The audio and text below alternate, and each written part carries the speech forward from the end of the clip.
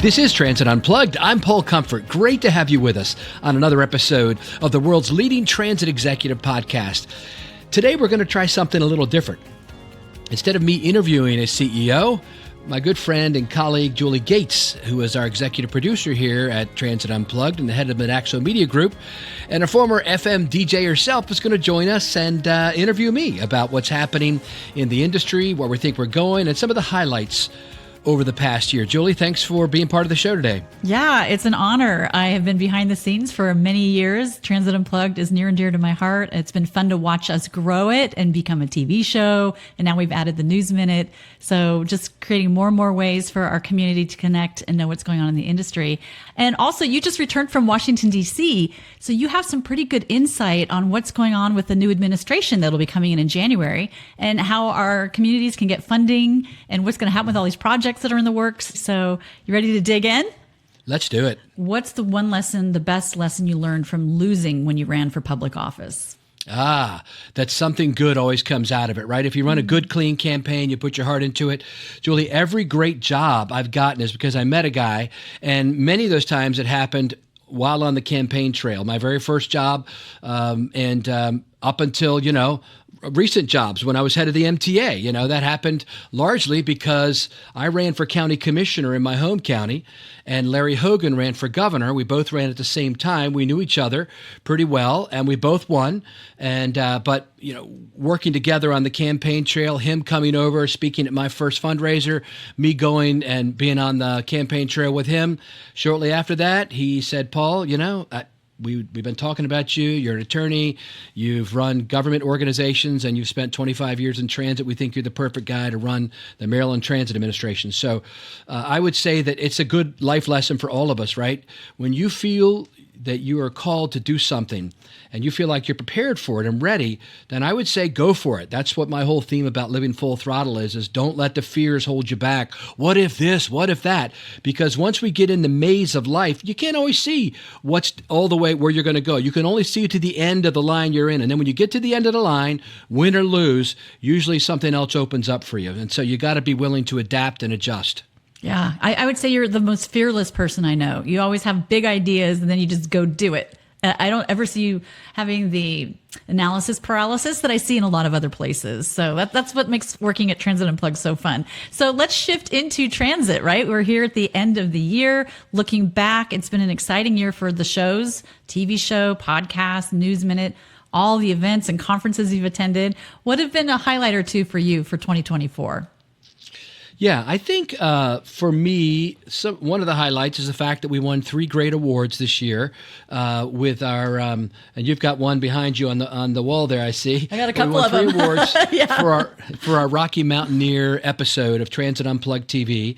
The other big win for me this year with our TV show, which I spend 30 to 40% of my time on now, is the fact that our viewership has gone through the roof. I mean, when we started the show 3 years ago, we were having under 500 viewers each episode. And the first couple episodes, my friends in Nashville and Vegas, the CEOs there, MJ and Steve, they were like, we'll help you out. We'll have our IT director film you with his cell phone. Right. And so we started out there and it's grown to be a professional production. And, we're having 150, 160,000 views per episode. And then to see it expand now onto MSN and onto the transportation channel. And I think more good news. We'll have announcements in the new year about distribution channels. So that's been a big one. Mm-hmm. The other personal kind of win for me this year was, I think I've written a book a year since I retired from the MTA. I left them 7 years ago, and I'm working on my 7th book now. And Julie, I wanted to there was a book agent that had been talked to me about. Her name was Nina Madonia, and she is one of the top nonfiction book agents in the country. And I had lots of conversations with her 5 years ago for my book, The Future of Public Transportation. But she declined to represent me because she felt like my area of transportation was too niche. And she'd done, 150 New York Times bestsellers, movie rights, etc. So then you and I were talking about my next book, and you said, Paul, there's a great book agent I know in Dallas, Texas. She was mine. That was my agent that I was going to do a book with, and her name was, drum roll, Nina Madonia. Nina Madonia. And so since then, she has picked me up for my next book, and You're welcome. She's helping me, rewrite the whole thing from a leadership book. Was going to be 21 Lessons to Lead Full Throttle, and now we're going to change it probably to the X Spot, which is, how to live life, how to find your X Spot so that you can live life full throttle, something like that. And That's so awesome. I'm super excited about that. It's going to be a general market personal development book, and so that's been for me personally a big win, and you're a big part of that. So thank you. Oh, you're so welcome. I think we both feel very honored that we get to do this work every day, because it's all about the transit. I know the leadership book is going to help even a broader audience, but in general, being able to do Transit Unplugged is helping our industry. And my favorite part about the work we get to do every single day is when you see most news coverage about what's going on in our industry, which is such an amazing industry. And I've never met a more humble group of people than the leaders and the employees who work in our industry. The news stories tend to be train derailments or accidents or crime stories. And so what's fun for us is we get to go in and get into the agencies and interview the CEOs and their teams and tell all the good things that are going on, because we really do mobilize our communities. So it's such an honor, isn't it, that we get to do this work every day? It is. I'm a people person, so I love the connections. Let's shift into transit and some big stories. You who were recently in Washington, D.C., lots of meetings taking place for transition teams trying to get this new administration ready to hit the ground running in January. There's a lot of concern in the transit industry because the previous or the current administration flooded a lot of funding for a lot of projects for us. So share a little bit about what you're seeing and hearing. Yeah, it's a good question. Yeah, I was in Washington, D.C. Just recently at the WTS, Women Transportation Seminar Holiday Party. One of the great things I get to do on the side is I'm executive director of a group called the North American Transit Alliance, which represents 6 of the largest public transportation contractors in the country. And so we give a scholarship both to Latinos in Transit and WTS as well as ComTO. And representing them there, I was able to mingle with a lot of what I call the glitterati, right? The Washington, D.C. glitterati. I talked to 3 former FTA administrators, and pretty much almost every other day since then, I've been talking to people. Mr. Congressman Duffy, who's coming in to be the Secretary of Department of Transportation, there's not a lot known about his position on transit from the people I talk to. And so I've been trying to make sure my voice gets heard and that this is a valuable asset and we don't want to have our funding cut. Although the new administration's made pretty clear, I think that they are going to move away from what's been called the Green New Deal and move more toward, the theme that the new president-elect has been talking about is drill, baby, drill. So that's more fossil fuels. A lot of our transit agencies from Fort Worth, Texas to Kansas City to, places in Canada use CNG, compressed natural gas, and other agencies are working on biodiesel in Western Canada, et cetera. And so I think from Washington, D.C., it looks as if there's going to be a reduction or elimination of funding for battery electric buses. There may still be a push toward hydrogen fuel and the 7 hydrogen hubs, but I think we can definitely kind of read the tea leaves that we're going to be moving away from the federal funding. Now, the issue with that is that a lot of transit agencies are under mandates from their state or local governments or even their board of directors to move toward net zero or zero emission buses. And so how are they going to pay for them if they don't come from Washington? So that's an issue that our industry is going to grapple with. I think there'll also be a relook at the California high-speed rail project. I've heard that through numerous sources that that's going to be kind of on the new committee that Elon Musk and Vivek Ramsway are heading up called DOGE, the Department of Government Efficiency. They're looking for what they consider wasteful spending. And I've just read this week that that's near the top of their list. So I think there'll be an evaluation of a lot of the projects that the current administration, the Biden administration, put into place. And if there is possibility to pull some of them back, I think we'll see that. And I think it's going to be incumbent on transit agencies to do what APTA has done, which is to reach out to the administration to let them know we want to work hand in hand and we want to see transit and show the value of transit to a community. Transit can provide, I'm a transit evangelist, and I believe it is it's a silver bullet, to use an old, Lone Ranger style answer, right? It is the solution to so many issues that our society faces, including economic development, right? When I used to run the MTA in Baltimore, we evaluated our new routes based on access to jobs. The new routes, we wanted to make sure it had ended up being like access to 35% more jobs, right? And we had a light rail system that went out to the airport, to BWI Airport, or we could take the employees there and passengers. Transit does so many things. And now in this new kind of post-COVID world has become critical to so many new areas. Even our commuter rail services have changed. For instance, Dave Deck in South Florida has changed.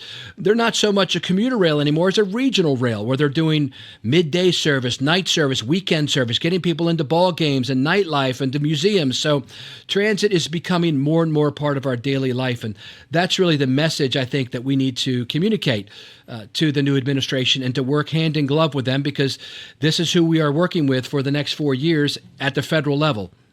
So if I'm reading between the lines, Paul, are you saying that each one of us needs to do more advocacy work in general? APTA leads the way. We're very appreciative. CUTA leads the way. But in the U.S., with the new administration rolling in, we can't just expect APTA to do all the heavy lifting, right? I think we all need to advocate with every elected official about the importance of the projects we're working on.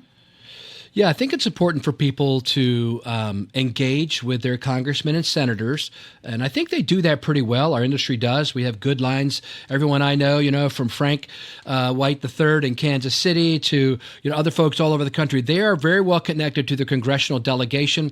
But I think it's also incumbent on us to not come into a new administration, which maybe some people didn't vote for, and say, I'm not going to engage. No, we need to engage. We need to engage and be advocates and be transit evangelists and show the value, because we do play an important role in every community, and not just urban communities. Like Scott Bogren from CTAA would tell you, for tribal transit and for rural transit, it's a lifeline. I used to run the county ride service here in a county of 50,000 people, and it was and still is a lifeline to so many folks to get to shopping, to get to doctors. And so we need to tell the full story of how public transportation benefits the voters and the citizens and the residents of this country. As we look back on this year and look forward to the next year, you have locked into the 3 F's as something our industry should look at. Will you highlight that quickly? Yeah. I was standing on the beach in Brisbane a couple weeks ago. Jealous. And I was preparing to speak to a group of people that afternoon, and I wanted to come up with a good, snappy, summary of what the trends were. And this is what I came up with, which is fueling, funding, and faring, right? Okay. So fueling, we've already talked about, right, with the new administration that doesn't appear to be in favor of battery electric fuel, and it doesn't look like they'll be funding much when it comes to that. What are we going to do with fueling? We need to grapple with that and figure that out as an industry. And I think the old adage, if you've seen one transit agency, you've seen one transit agency, right, is going to be more true now than ever as different agencies and systems look to different fueling sources for their future. And I think the OEMs, we've had an OEM crisis in this country where a year or so ago we had 5 manufacturers of buses. Now we have 2 or 3. And so we need to make sure that we keep that industry healthy. The second thing is funding, right? If the Bipartisan Infrastructure Act and operating dollars coming from Washington and/or Ottawa are going to be reduced in the future, how are we going to make up that funding? Is it going to be on fares, which is the third part, or what? Most transit agencies now, I think, have come down on the side of, we're going to charge fares and we're going to enforce fares. We're not going to allow there to be as much fare. People avoiding fares and jumping the fare gates and all that stuff, because we need money. We need more money, not less money. And when you do surveys of people and you ask them, hey, why aren't you riding transit? The cost of it always comes down to 4th or 5th in surveys. The first is, right, safety, right? Yeah, how safe am I feeling? How frequent is the service, right? Is it efficient? Those kind of things that people want to see, that's what will attract people. And so that's kind of where I think it all ends up, Julie. Mm-hmm. For the new year, it's right back to what I've been saying for the last 10 years since I took over the job at MTA. There are 4 cornerstones of successful transit: is safety, efficiency, reliability, and world-class customer service. Right. And if we focus our agencies on those 4 cornerstones, we will build a better future for our industry, one that everyone can see the value in. Well, I want to take a moment just to thank everyone who works on our shows every day of the year. We have a really great team. So thank you, Paul. Thank you to Jaime, our videographer for Transit Unplugged TV. He's also a composer, so a lot of that music is original music from Jaime. Many thanks to Tris Hussey, who is the blog and podcast manager. He edits the shows. He's very passionate about it. Tatiana handles all our social media. So we're just very blessed. We have a great team. Paul, as we wrap up this end of the year episode, the holiday episode, what would you like to say to your audience as we wrap up the year? Yeah, I would say what I want to say to our audience is, hey, man, thanks for being part of our community. This really has become a community. Everywhere I go, at these conferences, a lot of people come up to me and say how much they love the show, how much they love the posts that I do on LinkedIn. I have 25,000 followers there, and I try to post every day something interesting about our industry. I'm sure most of our listeners follow me already, but if you don't, I encourage you to. Let's connect up there. And then I would encourage you to share it. Share the podcast with someone else who you think could benefit from it.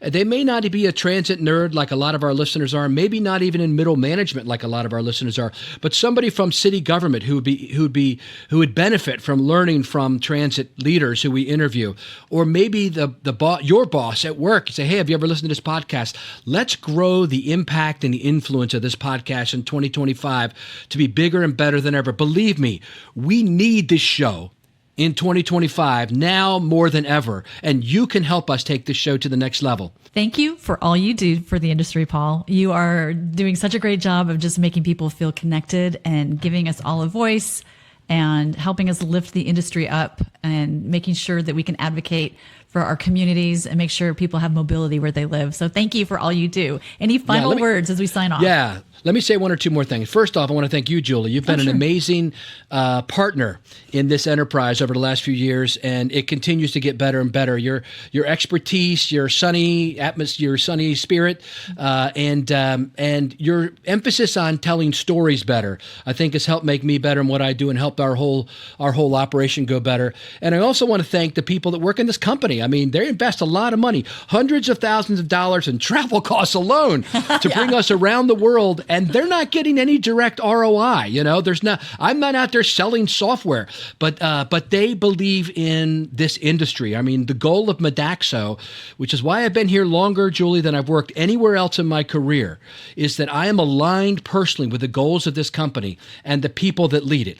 And their goal is to help move 1 billion people by a set date in the future. And I want to be part of that. And what we're doing through our thought leadership and our connection with the C-suite of all these transit agencies across the world and sharing their best practices with each other. That's what it's all about. Our life is making a difference, and this company, my boss, Rod Jones, and Teresa, Domingo, and Bill, who heads up Modaxo, and all the people who are involved are focused and emphasize that as well. They see the value in it for our industry, and that's why they're investing in it. So thank you to them as well, because without them signing the checks, none of this would happen. Great. Well, thank you, Paul. This is a fun show. Great year. Looking forward to 2025. Thank you for tuning in to Transit Unplugged this week with our special look back at 2024 and look ahead at 2025 with Paul and our special guest host, Julie Gates. Hi, I'm Tris Hussey, editor of the podcast, and coming up next week on New Year's Eve, a day early, we have transit futurist Rudy Salo talking with Paul about his vision for transit in 2025, which includes autonomous vehicles, EVs, and some funding challenges we haven't talked about yet on the show that you're going to find really interesting. Transit Unplugged is brought to you by Modaxo.